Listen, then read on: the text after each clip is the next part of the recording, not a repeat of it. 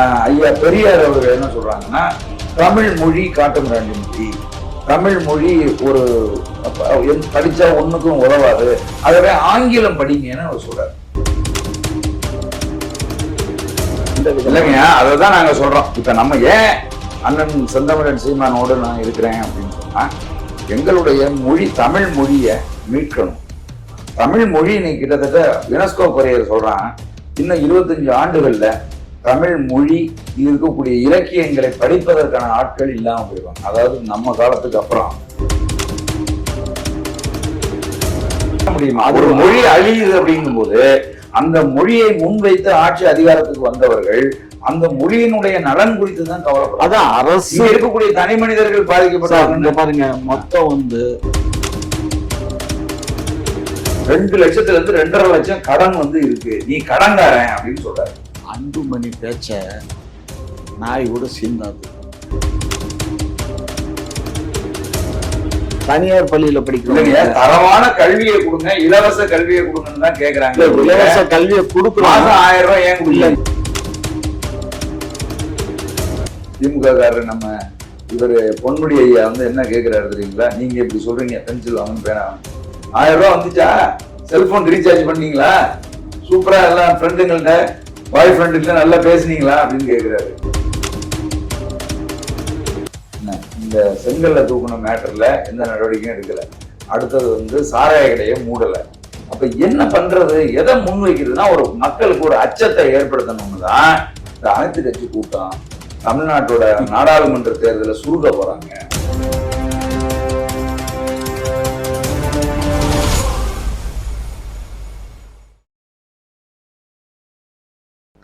வணக்கம். வணக்கம் ஐயா. நான் குக்கு செய்திகளுக்காக உங்களோடு சில கலந்துரையாடல் செய்யலாங்கிறதுக்காக வந்திருக்கேன். சரிங்க. நீங்க திரைப்படத்தினுடைய இயக்குனர், சரிங்க, அதோட நாம் தமிழர் கட்சியினுடைய மாநில ஒருங்கிணைப்பாளர். சரிங்க. நீங்கள் ஏற்கனவே பல்வேறு கட்சிகள் வைத்து கொண்டிருந்தீர்கள், பல்வேறு கட்சியிலும் அங்கம் வைத்ததாக தெரிகிறது. ஆனால் அதையெல்லாம் விட்டுவிட்டு இப்பொழுது நாம் தமிழர் கட்சியில் நாடாளுமன்ற தேர்தலை சந்தித்தீர்கள். அதன் பின்பு இப்பொழுது தொடர்ச்சியாக நாம் தமிழர் கட்சியில் இயங்குவதாக தெரிகிறது. என்ன காரணம்? நாம் தமிழர் கட்சியில் தாங்கள் இருப்பதற்கு என்ன காரணம்? இல்லை, கடந்த 60 ஆண்டு காலமா இங்க திராவிட கட்சிகள் தொடர்ச்சியா மாறி மாறி ஆட்சி செஞ்சுக்கிட்டே இருக்காங்க. ஆனா பல்வேறு சிக்கல்கள் இங்க தீர்க்கப்படலை. குறிப்பா இந்த தமிழர்களுடைய மொழி அடையாளம் தமிழ் மொழி கல்வியிலிருந்து வெளியேற்றப்பட்டிருக்கு. இப்ப 2 தலைமுறை பிள்ளைகள் தமிழ் எழுத படிக்க தெரியாத பிள்ளைகள் உருவாகிறாங்க. ஆனா இந்தியாவில் இருக்கிற மாநிலங்கள்லயே உங்களுக்கு தெரியும், ஹிந்தி நுழைஞ்சிச்சுன்னா தமிழ் மொழி அழிஞ்சு போகும்னு கிட்டத்தட்ட 300 பேருக்கு மேல செத்து போன ஒரு மாநிலம் இந்த மாநிலம். இந்தியை வரவிடாம தடுக்கிறதுக்காக இன்னைக்கு வரைக்கும் அந்த மனநிலை எல்லாருக்குமே இருக்கு. சிறைக்கு போயிட்டு வந்தது நான் இருக்கலாம். 65ல இந்திய போராட்டத்துல சிறைக்கு இருக்கலாம் உறுதியா அதெல்லாம் வாய்ப்பு இருக்கு. காரணம் என்னன்னா, அன்னைக்கு இருந்த அந்த தமிழ் மொழி மேல இருக்கிற பற்று, நீங்க எல்லாம் இவ்வளவு தூரம் போராடி இருக்கீங்க. ஆனா இன்னைக்கு உண்மையான நிலைமை என்ன தெரியுங்களா? உங்க காலகட்டத்திலேயே தமிழ் எழுத படிக்க தெரியாத பிள்ளைகள் 2 தலைமுறை பிள்ளைகள் உருவாயிட்டாங்க. சரி, அப்ப இந்த மாநிலம் என்னவா இருந்திருக்கணும்? இது இந்தியாவில் வேற எங்கேயாவது இந்த மாதிரி இருக்குதா அப்படின்னு நம்ம பார்த்தோம்னா எந்த மாநிலத்திலுமே இல்லை. எல்லா மாநிலத்திலையும் தாய்மொழியில படிச்சா தான் பட்டம் வாங்க முடியும். தாய்மொழி கல்விங்கிறது கட்டாயமா இருக்கு. ஆனா தமிழ்நாட்டுல மட்டும் நீங்க தாய்மொழி படிக்க வேண்டியது இல்லை. நீங்க 2வது மொழியாக ஜெர்மனையோ பிரெஞ்சையோ ஹிந்தியவோ எடுத்து நீங்க படிக்கலாம். ஏன் இந்த நிலைமை அப்படின்னு பார்க்கிற போது இந்தியாவுக்கு மட்டும் ஏன், பக்கத்துல இருக்க கேரளாவில் தாய்மொழி படிக்காம படிக்க முடியாது. 10வது வரைக்கும் பயிற்சி பாடம் மலையாளமா தான் இருக்கு. கர்நாடகாவில் அப்படிதான் இருக்கு, ஆந்திராவில் அப்படிதான் இருக்கு. ஏன் அங்கெல்லாம் இவ்வளவு பேர் ஹிந்தி வரக்கூடாதுன்னு தடுத்து இவ்வளவு பேர் சிறைக்கு சென்று இவ்வளவு பேர் உயிர் தியாகம் பண்ணி எல்லாம் இருக்கான்னா இல்லை. ஆனா இந்த மாநிலத்துல அதை செய்யறாங்க. சரி, அதுக்கு என்ன காரணம் அப்படின்னு பார்த்தா இந்த ஆட்சியாளர்களினுடைய கவனக்குறை. இந்த ஆட்சியாளர்கள் இவங்களுடைய பிதாமகனா கருதுற ஐயா பெரியார் அவர்கள் என்ன சொல்றாங்கன்னா, தமிழ் மொழி காட்டுமிராண்டி மொழி, தமிழ் மொழி ஒரு படிச்சா ஒண்ணுக்கும் உதவாது, அதவே ஆங்கிலம் படிங்கன்னு அவர் சொல்றாரு. அப்போ இந்த போராட்டத்தையே நம்ம எப்படி பார்க்க வேண்டியது இருக்குன்னா, இது இந்தி எதிர்ப்பு போராட்டமா இல்ல ஆங்கில ஆதரவு போராட்டமான்னு பார்க்க வேண்டியது. அந்த வகையில பெரியார் அவர்களினுடைய கூற்றை நிரூபிக்கிறதுக்கான ஒரு முயற்சி மாதிரி இவங்க 60 வருஷமா இந்த இங்கிலீஷ் பயிற்று மொழியா தமிழ்நாட்டுக்கு கொண்டு வந்திருக்காங்க. அம்மையார் ஜெயலலிதா ஒரு நிமிஷம், அதாவது பெரியார் சொன்னாரு அப்படிங்கிறது அந்த காலகட்டத்துல தமிழ், ஏன்னா இங்க அப்ப ஆங்கிலேயர்களுடைய தாக்கம் இருந்தது. அதே மாதிரி இங்க இருந்த பிராமணர்கள் பாப்பான் எல்லாமே ஆங்கிலத்தை படிச்சுட்டு உயர் பொறுப்புகள்ல பூரா பாப்பான் தான் இருந்தான். அதனால நீ அவரு கோபத்துல சொன்ன வார்த்தை, ஏன்டா நீ தமிழை மாத்திரம் படிச்சேன்னா எங்கடா மேல போக முடியும், அதனால ஆங்கிலத்தை பாருன்னு அவரு நல்லதைத்தான் சொன்னாரே தவிர தவற சொல்லல. ஆனா அவரு சொன்ன நூற்றாண்டு விட்டு அடுத்த நூற்றாண்டுல நம்ம நாங்கெல்லாம் இந்தி எதிர்ப்பு தான், தமிழ் தான் வேணும், எங்களுக்கு இந்தி வேண்டாம் அப்படின்னு சொல்லிதான் எங்களுக்கு முதல் மொழி தாய்மொழி தமிழ், இரண்டாம் மொழி இணைப்பு மொழி ஆங்கிலம், இந்த 2 மொழி எங்களுக்கு போதும் தான் இன்றைக்கு வரலையும் தமிழகத்துல அப்படித்தான் இருக்கு. கல்வியில தான் இருக்கு, இல்லைன்னு யார் சொல்ற? ஐயோ இங்க பாருங்க, தவறான தகவல்களை பரப்புரை பண்றீங்க.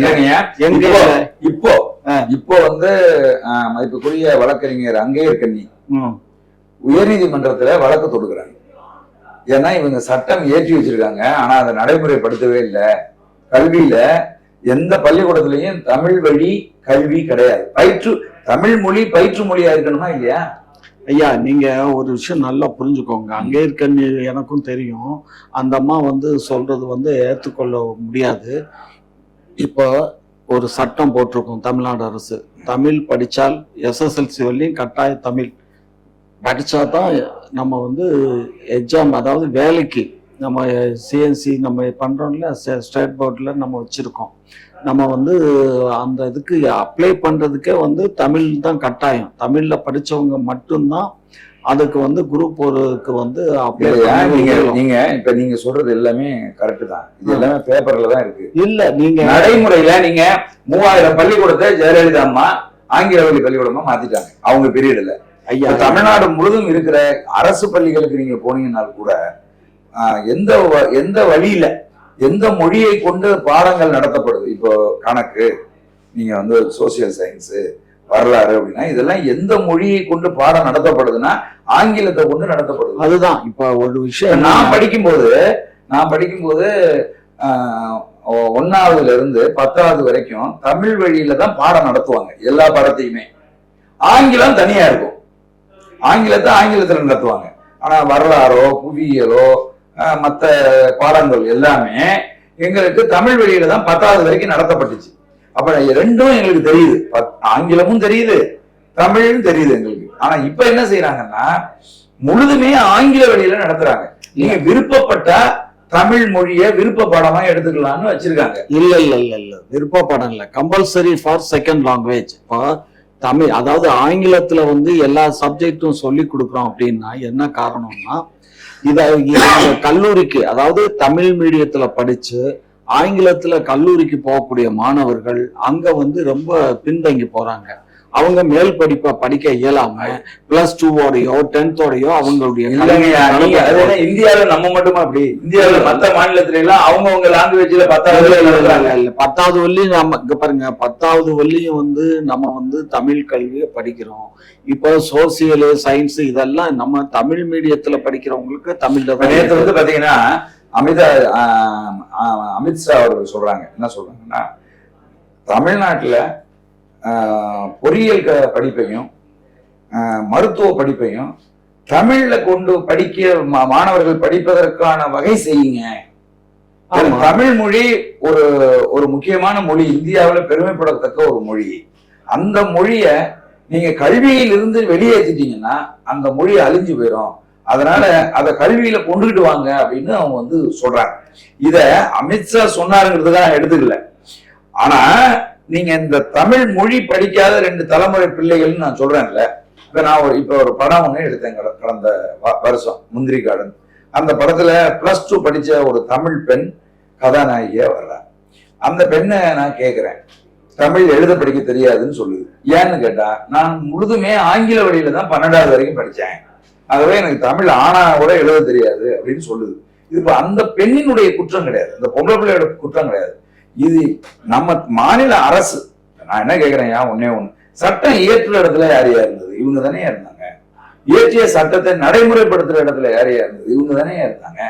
அப்போ கட்டாயம் நீங்கள் தமிழ் வழியில தான் நீ 10வது வரைக்கும் படிக்கணுங்கிற சட்டம் இயற்றி நடைமுறைப்படுத்தி இருந்தாங்கன்னா இந்த சிக்கல் ஏன் ஏற்பட்டிருக்கு? இல்ல இப்போ என்னன்னு கேட்டீங்கன்னா, அரசு பள்ளிகள்ல கண்டிப்பா தமிழ் மீடியம் உண்டு, இல்லைன்னு சொல்றது தவறு. அரசு பள்ளிகள்ல தமிழ் மீடியம் உண்டு. மெட்ரிகுலேஷன் பள்ளிகள் இருக்கு பாருங்க, தனியார் நடத்தக்கூடிய மெட்ரிக் பள்ளி இருக்கு பாருங்க, மெட்ரிக் பள்ளிகள்ல தான் தமிழ் ஒரு பேப்பரும் ஆங்கிலத்துல மற்ற எல்லாமே ஆங்கிலத்துல இருக்கு. அதே மாதிரி சிபிஎஸ்இ போர்டு எடுத்துக்கிட்டீங்கன்னு சொன்னா அதுல மும்மொழி கொள்கை இருக்கு. மும்மொழி இந்தி படிக்கலாம், பிரெஞ்சு படிக்கலாம், எதை வேணாலும் படிக்கலாம், அது மும்மொழி கொள்கை இருக்கு. ஆனா அதே மாதிரி இந்த சென்ட்ரல் கவர்மெண்டுடைய இதை எடுத்துக்கிட்டீங்கன்னு சொன்னாக்க அங்க எப்படி இருக்குன்னு கேட்டீங்கன்னா, compulsory for Hindi or Sanskrit. Sanskrit படிக்கணும், இல்லைன்னா ஹிந்தி படிக்கணும்னு சொல்லி அவங்க கம்பல்சரியா வச்சிருக்காங்க. நம்ம இந்த இதுல நம்ம கேவில கேந்திர வித்யாலயால அந்த கம்பல்சரி இதுதான் நடைமுறை தமிழ்நாட்டுல. இதுல என்னன்னா மெட்ரிகுலேஷன் ஸ்கூல்ஸுக்கு தமிழ்நாடு கவர்மெண்ட் அதாவது பெர்மிஷன் கொடுக்குதே தவிர அதுக்கு நம்ம எந்த விதம் இல்லைங்க. அதான் நாங்க சொல்றோம். இப்ப நம்ம ஏன் அண்ணன் செந்தமிழன் சீமானோடு நான் இருக்கிறேன் அப்படின்னு சொன்னா, எங்களுடைய மொழி தமிழ் மொழியை மீட்கணும். தமிழ் மொழி இன்னைக்கு கிட்டத்தட்ட யுனெஸ்கோ கொரியர் சொல்றான், இன்னும் 25 ஆண்டுகள்ல தமிழ் மொழி இருக்கக்கூடிய இலக்கியங்களை படிப்பதற்கான ஆட்கள் இல்லாம போயிடுவாங்க. அதாவது நம்ம காலத்துக்கு அப்புறம் தமிழ் மொழியில இருக்கிற இலக்கியங்கள் இருக்கு பாருங்க, நீங்க எல்லாம் தூக்கி கொண்டாடின இலக்கியங்கள், அந்த இலக்கியங்கள் எல்லாம் படிப்பதற்கு ஆள் இல்லாம போயிடும்னு யுனெஸ்கோ மொழி ஆய்வு நிறுவனம் சொல்றான். காரணம் என்னன்னா, இங்க கல்வியில் இருந்து இந்த மொழியை வெளியேற்றிட்டீங்கன்னா அவன் குற்றம் சாட்டுறான். புரியுதுங்களா? அதாவது இப்போ மெட்ரிகுலேஷன் பள்ளியில, சிபிஎஸ்இ ஸ்கூல்ல, நவோதயா ஸ்கூல்ல இவங்க படிக்கிற அந்த போரம் ஆஃப் ஸ்டூடெண்ட்ஸ் ஸ்ட்ரென்த்தையும் கவர்மெண்ட் ஸ்கூல்ல படிக்கக்கூடிய குழந்தைகளுடைய ஸ்ட்ரென்த்தையும் எடுத்து பார்த்தீங்கன்னா இந்த மாதிரி இருக்கு. இல்லைங்க. இதுல எல்லாம் இருக்கிற சிக்கல்லாம் நான் சொல்றேன். தமிழ்நாடு தேர்வு ஆணையத்துல 2016 ஓபிஎஸ் முதலமைச்சராக இருக்கும்போது ஒரு சட்டத்தை கொண்டு வர்றாரு. அது என்னன்னா, தமிழ்நாடு தேர்வு ஆணையத்துல இந்திய குடிமகன் யாரு வேணாலும் தேர்வு எழுதலாம். ஆமா. அதுக்கப்புறம் அது பேர் என்ன, நேபாளில் இருக்கணும்னு எழுதலாம், பூட்டான்ல இருக்கணும்னு எழுதலாம், என்ஆர்ஐ கூட எழுதலாம் அப்படின்னு சொல்லி ஒரு சட்டத்தை கொண்டு வந்தாங்க. இவங்க எதிர்கட்சியா இந்த திமுக இருக்கும்போது என்ன சொன்னாங்கன்னா, இது ரொம்ப அயோக்கியத்தனம், இதை ஏற்க முடியாது, தமிழ்நாடு தேர்வு ஆணையத்துல தமிழர்கள் மட்டும்தான் எழுதணும், தமிழ்நாட்டில் இருக்கக்கூடியவர்கள் மட்டும்தான் எழுதணும்னு சொன்னாங்க. ஆனா இவங்க ஆட்சி அதிகாரத்துக்கு வந்ததுக்கு அப்புறம் அதை மாத்தவே இல்லை. இன்னைக்கு பாத்தீங்கன்னா தமிழ்நாட்டில் இருக்கிற பேங்க் இருக்கட்டும் அல்லது பல்வேறு துறைகள்ல தமிழர்கள் அல்லாதவர்கள் வட இந்தியர்கள் இன்னைக்கு எக்ஸாம் எழுதி பாஸ் பண்ணி வந்திருக்கலாம். எப்படி வந்தா? அது நேஷனலைஸ்டு பேங்க். நீங்க சொல்றது நேஷனலைஸ்டு பேங்க்ல வந்திருக்கான். அது ஒன்றிய அரசுடைய கண்ட்ரோல். மாநில அரசுல இருக்கக்கூடிய இந்த அதாவது 4வது குரூப்னு சொல்லக்கூடிய இதுல எக்ஸாம் எழுதுறதுக்கு எஸ்எஸ்எல்சி தட் வில் எனஃப். அது அந்த இதுல எழுதக்கூடியவங்களும் சரி, அதுக்கு மேல எழுதக்கூடியவங்களும் சரி, குரூப் 1க்கு போகும்போதுதான் ஆங்கில கல்வி படிச்சவனா அலோவ் பண்றாங்க. இல்லைங்க, அங்க முக்கியமா கவனிங்க. அதாவது என்னன்னா, இந்த தமிழ்நாட்டுல தமிழ் மொழி படிச்சவனுக்கு தான் வேலை வாய்ப்புங்கிறது மட்டும் இருக்கக்கூடாதுயா.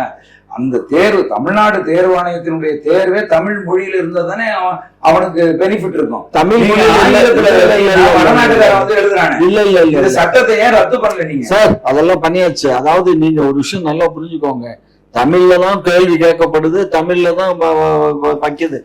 +2 10th வரையும் தமிழ் படிச்சவன் தான் எழுதணும் அப்படின்னா அவனுக்கு ஆங்கிலத்துல கொஸ்டின் கொடுக்க முடியுமா சார்? யாரோ உங்களுக்கு தெரியாம சொல்லியிருக்காங்க. இல்ல சார், நான் சர்வீஸ் கமிஷன் போர்டுக்கு நான் ஏற்கனவே மெம்பருக்கு முயற்சி பண்ணுவேன், அது எனக்கு கிடைக்காம போயிடுச்சு பிகாஸ் ஆஃப் ஏஜ். ஸோ அதனால எனக்கு சர்வீஸ் கமிஷன் போர்டில் என்னுடைய உறவினர்களுக்கெல்லாம் நான் ரெக்கமெண்ட் பண்ணி ஏற்கனவே அந்த போர்டில் வச்சிருந்தேன். ஸோ அதனால சர்வீஸ் கமிஷன் போர்டு எனக்கு நல்லா தெரியும். 2வது, அரசுல ஏற்றக்கூடிய சட்டங்களும் விதிமுறைகளும் நான் அப்போ ஃபாலோ பண்ணிட்டு இருக்கேன். ஆகையினால தமிழ் வழி கல்விக்கு நம்ம முக்கியத்துவம் கொடுக்குறோம். மெட்ரிகுலேஷன் அண்ட் சிபிஎஸ்இ ஸ்கூல்ல அவங்க தனியார் நடத்தக்கூடிய பள்ளிகள் இதெல்லாம் சொல்ல போனா என்ன பண்ணுவாங்க, அமைச்சர் வச்சிருக்காரு, எம்எல்ஏ வச்சிருக்காரு, அவங்க ஸ்கூல்ல எல்லாம் ஹிந்தி தானே இருக்குன்னு சொல்லுவாங்க. இல்ல அதெல்லாம் பார்க்க முடியுமா? அது ஒரு மொழி அழியுது அப்படிங்கும் போது அந்த மொழியை முன்வைத்து ஆட்சி அதிகாரத்துக்கு வந்தவர்கள் அந்த மொழியினுடைய நலன் குறித்து தான் கவலைப்படுறாங்க. அதான் அரசு இருக்கக்கூடிய தனி மனிதர்கள் பாதிக்கப்பட்டாங்க. பாருங்க, மொத்தம் அரசுல சாதாரண 10th வரலையும் இருக்கக்கூடிய பள்ளிகளே 9,000 பள்ளிகள் இருக்கு. சரி, மொத்தம் 18,000 பள்ளிக்கூடங்கள் நம்ம அரசு பள்ளிகள் இருக்கு. அதுக்கப்புறம் இந்த கிண்டர் கார்டன் அது இதெல்லாம் சேர்த்தா மொத்தமே நமக்கு கிட்டத்தட்ட 1,00,000 பள்ளிகளுக்கு மேல இருக்கு. இதுல எல்லாமே நம்ம தமிழ் கத்துக் கொடுக்குறோம். அதே மாதிரி இந்த கிண்டர் கார்டன் அதெல்லாம் இருக்கு பாருங்க, சின்ன குழந்தைகள் அவங்களுக்கு தமிழோட ஆங்கிலம் 2 மொழியும் கத்துக் கொடுக்குறோம் அந்த குழந்தைகளுக்கு. இல்லைங்கய்யா, நீங்க சொல்றது எதுவுமே நடைமுறையில இல்ல. நீங்க அதாவது வாங்க, உங்களுக்கு சந்தேகமா இருந்தா நாளைக்கு காலையில நம்ம இங்க இருக்க லோக்கல்ல கார்பரேஷன் ஸ்கூல் நிறைய இருக்கு, வாங்க கார்பரேஷன் ஸ்கூலுக்கு கூட்டிட்டு போறேன். இதே சிபிஎஸ்இ ஸ்கூலுக்கும் கூட்டிட்டு போறேன். மெட்ரிகுலேஷன் ஸ்கூலு சிபிஎஸ்இ ஸ்கூல்ல எல்லாம் தமிழ் மொழி இல்லைங்கிறது அது ஒரு பாடமா வச்சிருக்காங்க. இப்ப பாருங்க, இப்ப +2 எக்ஸாம் எழுதுறாங்க, 11,000 பேர் தமிழ் மொழி பாடத்தை எழுதாம புறக்கணிச்சிருக்காங்க. செய்தி பாத்தீங்களா நீங்க?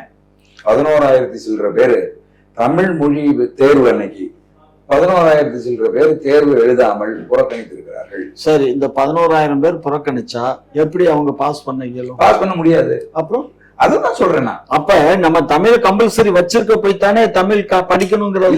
இல்ல சிபிஎஸ்இல எல்லாம் என்ன ஒரு மொழி பாடம்னு வச்சிருக்காங்க. அந்த மொழி பாடம் எழுத அவன் மூளைக்குள்ள என்ன போய் திணிஞ்சிருது அப்படின்னு கேட்டீங்கன்னா, இது ஒரு இழிவு, இதை நம்ம செய்யக்கூடாது அப்படிங்கறது மாதிரி ஒரு மைண்ட் செட் உருவாகுது சார். உலக மொழிகள்லயே தமிழ் தான் ஈஸியான மொழி பேசுவதற்கும். சிறைக்குள்ள போனவரை இப்படி சொல்றீங்க, இன்னைக்கு இருக்கிற பிள்ளைங்க அப்படி சொல்றது இல்ல, அப்பா அம்மாவே அப்படி சொல்லி வளர்க்கறது இல்ல.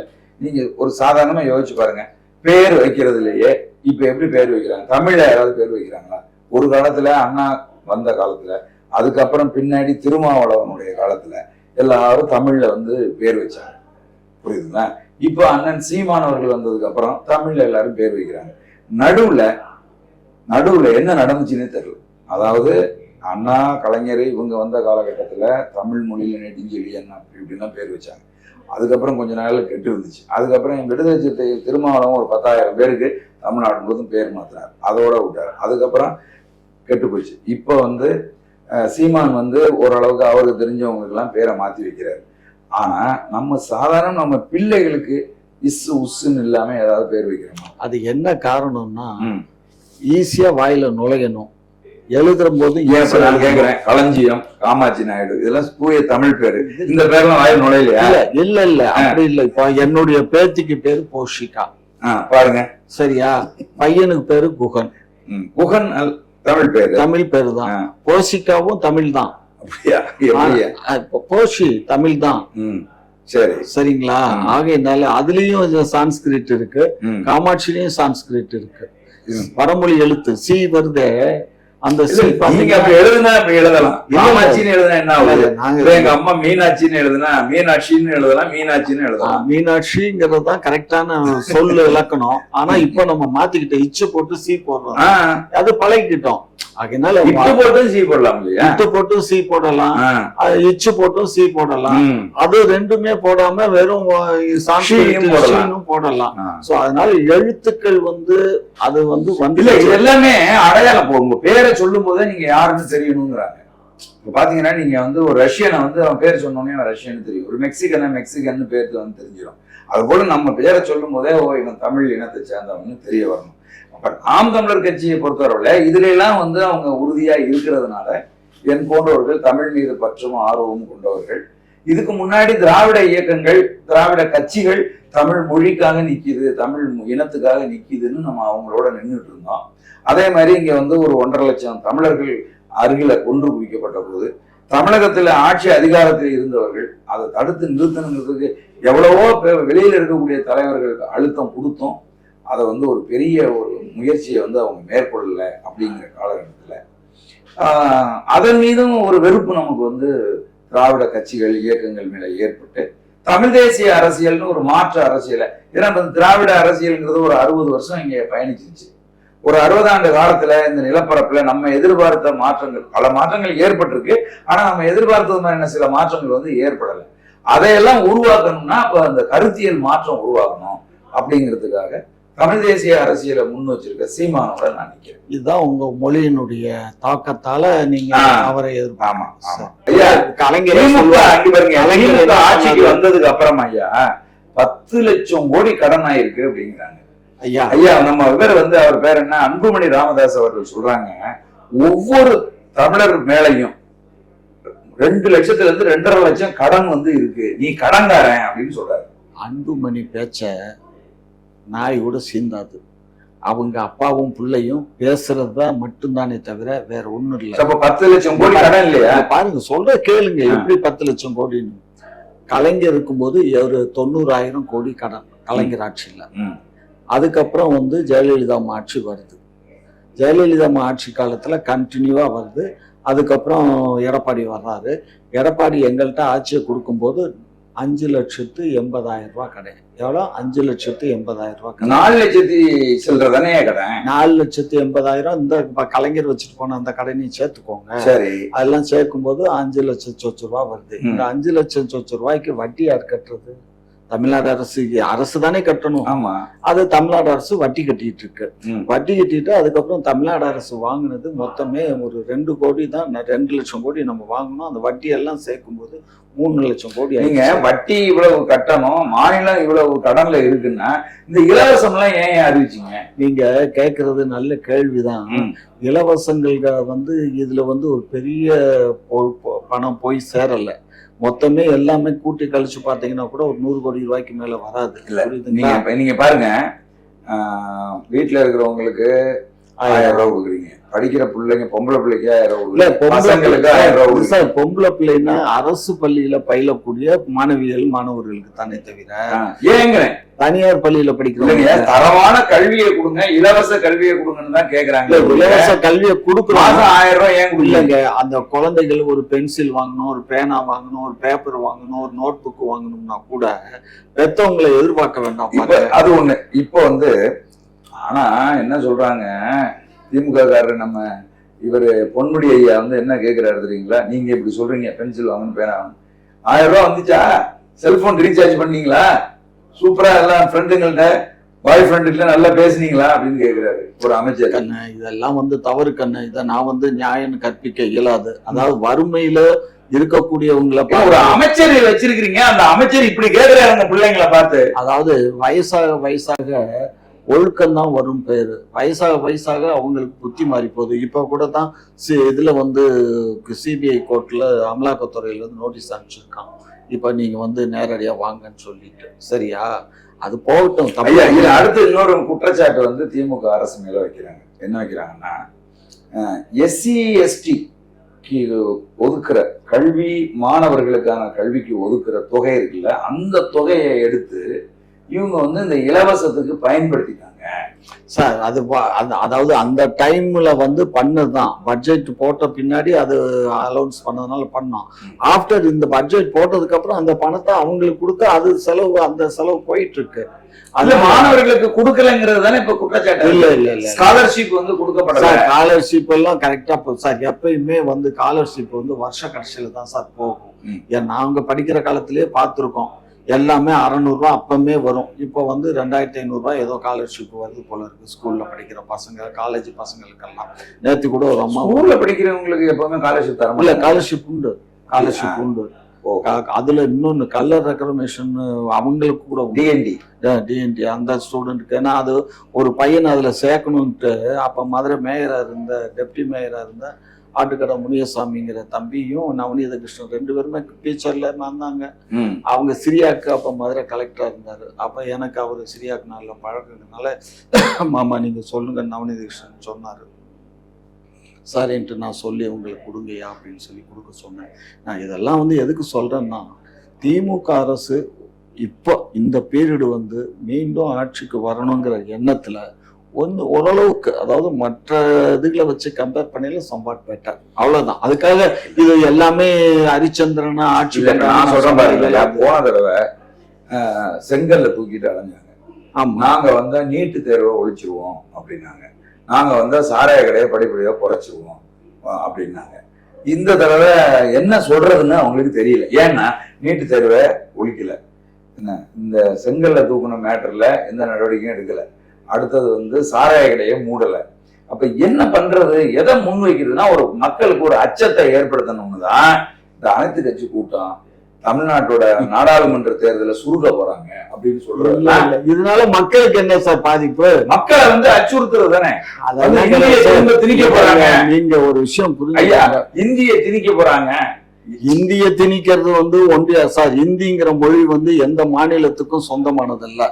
இந்த இந்தி மொத்தமே 225 ஆண்டு காலம் தான் ஆகுது. இதுக்கு முன்னாடி இருந்தது எதை பாரசீக மொழிகள்ல இருந்ததையும் முஸ்லிம்கள் பேசின மொழியையும் மொழிச்சுதான் ஒரு வெள்ளைக்காரன் தான் இதை ரெடி பண்ணான். இந்த ஹிந்தி எழுத்துக்களை வெள்ளைக்காரன் தான் ரெடி பண்ணான். அவன் ரெடி பண்ணி கொடுத்ததுக்கு அப்புறம் தான் இந்திய அந்த வட மாவட்டங்கள்ல மாநிலங்கள்ல கொஞ்சம் மாநிலங்கள்ல கிட்டத்தட்ட 1000 மொழிகளை கபாலீஸ்வரம் பண்ணிட்டு வந்திருக்கு. இந்த ஹிந்தி சாதாரணமா இல்லை, 1000 மொழிகளை பண்ணிருச்சு.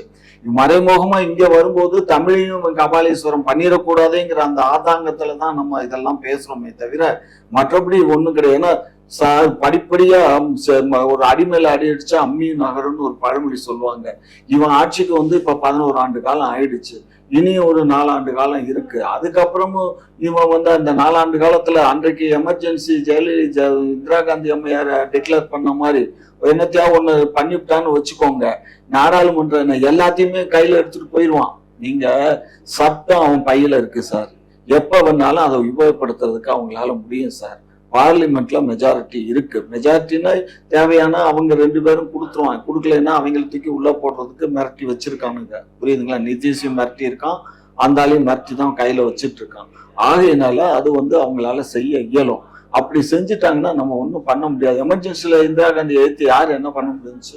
நீங்க அப்ப கொஞ்சம் நடுத்தரமா இருப்பீங்களா? ஸ்கூல்ல படிச்சீங்களா? நினைவில்லை. நாங்கெல்லாம் அப்ப இதுல ஒரு பியூட்டி என்னன்னா, எமர்ஜென்சி பீரியட்ல போலீஸ் அட்வைசரி கமிட்டியில நானும் நெடுமாறனும் அதுல மெம்பர், மதுரைக்கு காங்கிரஸ்ல நாங்க யார கையை காட்டுறோமோ அவங்களை பிடிப்பாங்க. ஓஹோ, அந்த அளவுக்கு அதிகாரம் கொடுத்து வச்சிருந்தாங்க. அப்ப ராமசாமி கந்தசாமிங்கிறவர் தான் எஸ்பியா இருந்து கடைசியில டிஜிபி ஆகி ரிட்டையர் ஆயிட்டார். ஸோ அதை எதுக்கு சொல்ல வரேன்னா, ஒவ்வொரு காலகட்டங்களிலும் யாரையும் நம்ப முடியாது. இப்ப அமித்ஷா இங்க பேசுனது நீங்க சொல்றீங்க. அமித்ஷா முந்தா நாள் அந்த ஆளு காலில் தொட்டு கும்பிடுறான். யாரு காலில்? நம்ம சாமியார் காலில் கோயம்புத்தூர்ல போய். அது எப்படின்னு இல்ல கொஞ்சம் கேளுங்க. அந்த ஆளை பத்தி இப்ப என்னுடைய நண்பர் ஜக்கி வாசுதேவ் பண்றான். அங்க ஏகப்பட்ட சட்ட ஒழுங்கு கெட்டு போய் கிடக்கு. சட்ட ஒழுங்கு கெட்டு போயிருக்குன்னா நான் இப்ப உங்களுக்கு ஒரு வீடியோ அனுப்புறேன், நைட்ல நீங்க அதை பாருங்க. அதிகாரப்பூர்வமா எல்லாமே அங்க பாதிக்கப்பட்ட பெண்கள் கொடுத்த ஸ்டேட்மெண்ட் எல்லாம் மெயில் ஐடியில இருக்கு. சரிங்களா? அவ்வளவு எடுத்து நேத்து நைட்டு இன்னைக்கு காலையில ரிலீஸ் பண்ணியாச்சு. 10 பத்திரிகைகள்ல சேர்ந்து அதை பண்ணியிருக்காங்க. ராகுலும் அதுல சேர்ந்து பண்ணியிருக்காரு. நான் எதுக்கு சொல்ல வரேன்னா, அப்படிப்பட்ட ஆளுக்கு இவன் சப்போர்ட், பிரதமரும் சப்போர்ட், உள்துறை செயலாளர் அமித்ஷா கொண்டு வர்றான். அப்ப இவங்களுக்காக தெரியணும் இல்ல, இவங்க இந்த மாதிரி ஆட்கள் நினைச்சா நம்ம எல்லாம் ஒரு தூசி சார், அவ்வளவுதான்.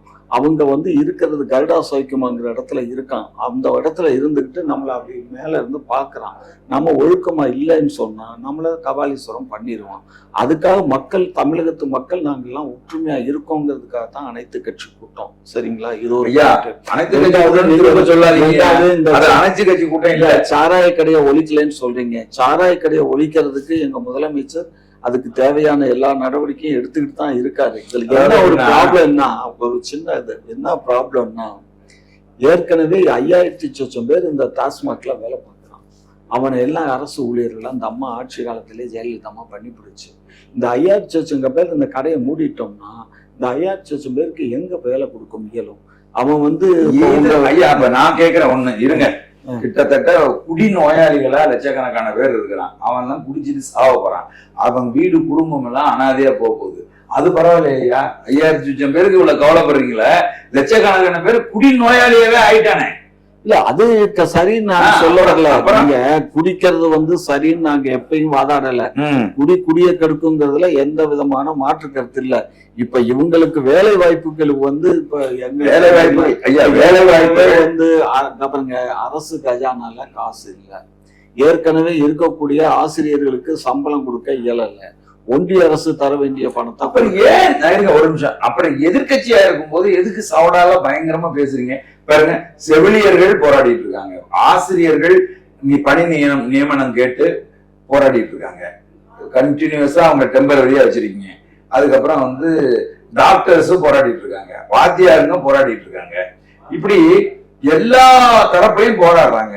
வீட்டு வரியை உயர்த்திட்டீங்க, கரண்ட் பில்ல உயர்த்திட்டீங்க, 40,000 அப்புறம் கஜானாவையும் காசு இல்லைங்கிறீங்க. டெம்பரரி டீச்சர்ஸ் 40 பேரை வந்து பெர்மனன்ட் பண்ணியாச்சு. இது 3 மாசம். எவ்வளவு, எத்தனை பேருங்க? 40,000 பேர். 40,000 பள்ளி ஆசிரியர்கள் டெம்பரரியா இருந்தவங்கள பெர்மனன்ட் ஆயாச்சு. அது போயிடுச்சு. இப்ப அதுல என்ன இருக்குதுன்னா, இப்ப போட்டவங்களுக்கும் முன்னாடி போட்டவங்களுக்கும் சேலரி வித்தியாசம் இருக்கு. புதுசா போட்டவங்க, மருத்துவர்களுக்கு அதான பிரச்சனை. அதேதான், மருத்துவருக்கும் அதான் பிரச்சனை. அதுல இன்னொரு மருத்துவர்கள் அதை தவிர இன்னொரு பிரச்சனை என்னன்னா, இந்த கொரோனா காலத்துல வேலை பார்த்தவங்க இருக்கான் பாருங்க, ஆமா, அவன் என்ன கேட்கிறான், எங்களுக்கு வந்து அந்த மார்க்ல இப்ப நம்ம சார் 2300 பேரை சூஸ் பண்ணி எடுத்தாச்சு சார். அது எடுத்ததுல இவன் என்ன சொல்றான், நாங்க எங்களுக்கு வந்து அந்த நேரம் நாங்க வேலை பார்த்தோம், எங்களுக்கு வந்து மார்க்கை குறைச்சு கொடுத்து எங்களையும் செலக்ட் பண்ணுங்கன்னு சொல்லி இவங்க ஹைகோர்ட்ல கேஸ் போட்டுட்டான். அந்த கேஸ் நிலுவையில் இருக்கு. பல முறை அரசாங்கமும் அது போயிட்டு இருக்கு. அந்த கேஸ் வரமாட்டேங்குது. இப்ப அந்த கேஸ் வந்துருச்சுன்னு சொன்னா கோர்ட் என்ன சொல்லுதோ அதுபடி எடுத்து போட்டு இந்த 2300 வேகன்சி இருக்கு, அதை ஃபுல் பண்ணிடலாம். ரெண்டாவது, செவிலியர் 300 பேர்த்துல இப்ப 180 பேருக்கு அப்பாயின்மெண்ட் போட்டாச்சு. 150 பேருக்கு போட்டாச்சு. மேல இருக்கக்கூடிய செவிலியர்கள் தான் வேக்கண்டா இருக்கு. துப்புரவு தொழிலாளர்கள் போராடுறாங்களே சார், துப்புரவு தொழிலாளர்கள் வந்து என்னன்னா, கான்ட்ராக்ட் கொடுக்காதீங்க, அது கார்பரேஷனை இதை வச்சு நடத்துங்க அப்படிங்கிறாங்க. கார்பரேஷனே வச்சு நடத்துனாக்க இப்போ பாத்தீங்கன்னா எல்லாமே தனியார் மயமா மாறிக்கிட்டே வந்துட்டு இருக்கு. இப்போ ஒன்றும் இல்லை, எங்க அபார்ட்மெண்ட்ல முன்னாடி அவங்க இருக்க அசோசியேஷனே வந்து கூட்டுறதுக்கு கிளீன் பண்றதுக்குலாம் ஆள் போட்டாங்க. அது பூரா என்ன பண்ணுங்க, ஒருத்தர் ஒரு வேலை கூட்டி போட்டு அங்கே போய் உட்காந்து அட்டை அடிக்குங்க. இந்த மாதிரி எல்லாம் இருந்துச்சு, ஒழுக்கம் இல்லை. இப்போ கான்ட்ராக்ட் கொடுத்தோம்னா பின்னாடியே தார் கம்பை வச்சுக்கிட்டு சுத்தமா இருக்கு. இப்போ எங்க அப்பார்ட்மெண்ட்டுக்குள்ள நுழைஞ்சு பார்த்தீங்கன்னா கிளியரா இருக்கு. காரணம் என்னன்னா, தனியாருக்குன்னு போகும்போது வளைஞ்சு வேலை பார்க்குறான். சொந்தமா அரசு வேலைன்னு சொன்னாக்கா இவன் ஒழுங்கா வேலை பார்க்க மாட்டேங்கிறான். இதே தான் கேவெஞ்சர்ஸுக்கு வந்து அரசு வேலைன்னு கொடுத்தா ஒழுங்கா வேலை பார்க்க மாட்டேங்கிறான். இதே கான்ட்ராக்ட் கொடுத்தா ஒழுங்கா வேலை பார்க்கறான். ராத்திரியில எல்லாம் தெருவு கூட்டுறான், பார்த்துருக்கீங்களா? ராத்திரியில குப்பை வண்டி அள்ளுதா? இதே கார்பரேஷன் வந்தா ஏன் பண்ண மாட்டேங்கிறான்? அப்ப இவனே இந்த வேலைக்காரர்களுக்குள்ளே இரு மனது இருக்கு. அதனாலதான் அரசாங்கம் அவங்களை நியமிக்கல. இப்ப இதுதான் காரணம். நீங்க வந்து இந்த மகாராஷ்டிராவுல கவர்மெண்ட் தான் நடத்துது, எல்லாருமே கவர்மெண்ட். மகாராஷ்டிரா மட்டும் இல்லைங்க, நம்மளும் அப்படித்தாங்க நடத்திட்டு இருந்தோம். நம்மளும் கான்ட்ராக்ட் லேபர்ஸ் கிடையாது. இப்ப வந்து நம்ம கான்ட்ராக்ட் இப்ப குப்பை அள்ளுறதுக்கு இப்ப ஒரு 4 மண்டலத்துலதான் குப்பை அள்ளுறது கொடுத்துருக்கோம். மீதம் பூரா கார்பரேஷன் தான் அள்ளுது. அதையும் கான்ட்ராக்ட் கொடுக்க போறாங்கன்னு தான் இப்ப அவங்க போராட்டம்